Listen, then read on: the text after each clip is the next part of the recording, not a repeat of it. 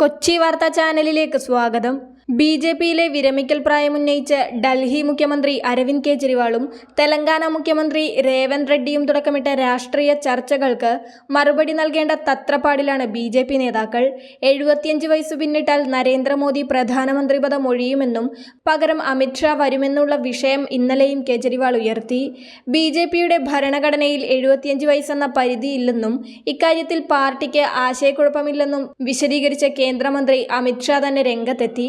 പ്രധാനമന്ത്രി നരേന്ദ്രമോദിയുടെ ജനപിന്തുണയിൽ വലഞ്ഞ പ്രതിപക്ഷം പരാജയം ഉറപ്പിച്ചു കഴിഞ്ഞുവെന്നും അതിനാലാണ് ഇത്തരമൊരു പ്രചാരണമെന്നും യു.പി. മുഖ്യമന്ത്രി യോഗി ആദിത്യനാഥ് സമൂഹ മാധ്യമമായ എക്സിൽ കുറിച്ചു. മോദി വോട്ട് തേടുന്നത് അമിത് ഷായെ പ്രധാനമന്ത്രിയാക്കാനാണെന്നും അതിനായി യോഗി ആദിത്യനാഥിനെ ഒതുക്കാനുള്ള ശ്രമം അണിയറയിൽ നടക്കുന്നുവെന്നും കഴിഞ്ഞ ദിവസം കെജ്രിവാൾ ആരോപിച്ചിരുന്നു. ഇതിനു മറുപടിയായിട്ടാണ് യോഗി രംഗത്തെത്തിയത്. 2014 നരേന്ദ്രമോദി ബി.ജെ.പി കേന്ദ്ര നേതൃത്വത്തിലേക്ക് വന്നതോടെയാണ് 75 വയസ്സ് കഴിഞ്ഞ നേതാക്കൾക്ക് ഭരണഘടനാ പദവികൾ നൽകേണ്ടെന്ന അലിഖിത വ്യവസ്ഥ രൂപപ്പെട്ടത്. പല മുതിർന്ന നേതാക്കളെയും ഈ പേരിൽ ഒഴിവാക്കി. 2019 അമിത് ഷാ ഇത് ആവർത്തിച്ചു. 75 എന്ന പ്രായപരിധിയിൽ ബി.ജെ.പി ഇളവ് നൽകിയിട്ടുമുണ്ട്.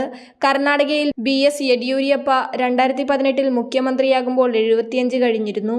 ഗുജറാത്തിൽ യോഗേഷ് പട്ടേൽ 2022 നിയമസഭാ തിരഞ്ഞെടുപ്പിൽ മത്സരിക്കുമ്പോൾ 76 വയസ്സായിരുന്നു പ്രായം.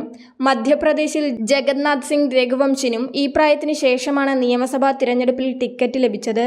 മാത്രമല്ല നരേന്ദ്രമോദി തന്നെ 2029 വരെ പ്രധാനമന്ത്രിയാകുമെന്നും അമിത് ഷാ പറഞ്ഞിരിക്കുകയാണ്. കേജ്രിവാൾ പറയുന്ന കാര്യങ്ങളെ അത്ര ഗൗരവത്തോടെ കാണരുതെന്നും മോദിജി രാഷ്ട്രീയത്തിൽ തുടരാൻ അദ്ദേഹം ആഗ്രഹിക്കുന്നില്ലെന്നും അമിത് ഷാ പറഞ്ഞു. പക്ഷേ 2029 വരെ മോദിജിയായിരിക്കും നിങ്ങളുടെ പ്രധാനമന്ത്രിയെന്നും അതിനുശേഷവും അദ്ദേഹം ബി.ജെ.പിയുടെ തിരഞ്ഞെടുപ്പ് പ്രചാരണങ്ങൾ നയിക്കുമെന്നും അമിത് ഷാ പറഞ്ഞു.